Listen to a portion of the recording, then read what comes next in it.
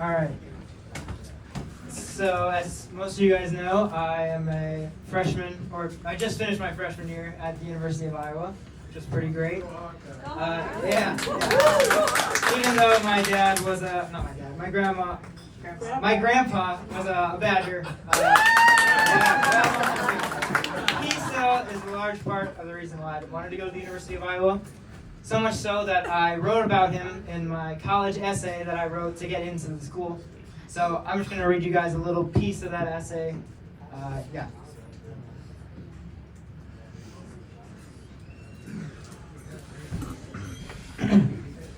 All right. So this is kind of like a story that I had of him. So back in around, I'm going to give you guys just some background so this makes sense. When I was around maybe 2017, I was probably about 13 years old.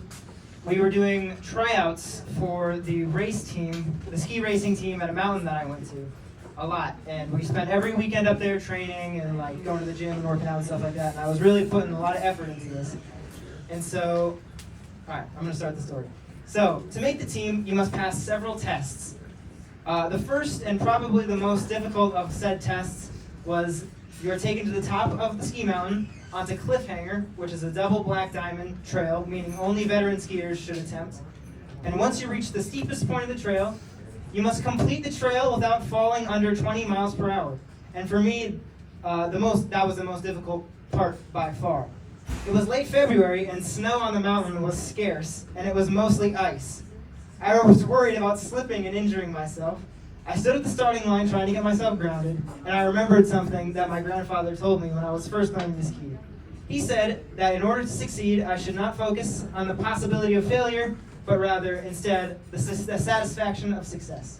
And I didn't really understand this line when he first told me, but right there, standing at the starting line, I understood exactly what he meant, and I aced the test without dropping below 30 miles per hour. This change in mindset that my grandfather gave me has honestly helped me in so many ways throughout my life.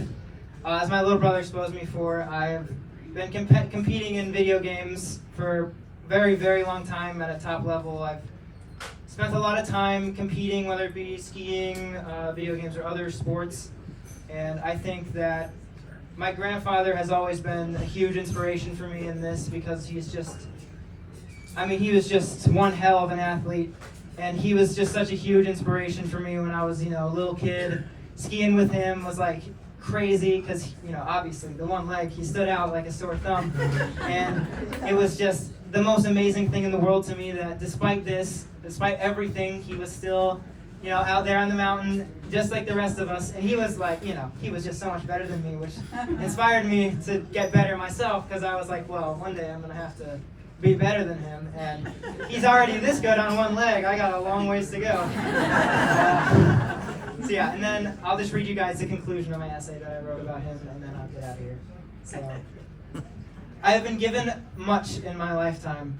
Perhaps the greatest gift is having a grandfather who seems to have forgotten that he has only one leg.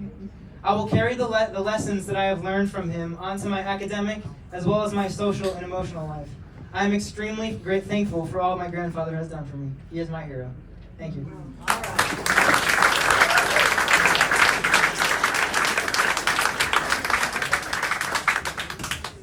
Hard action to follow, huh?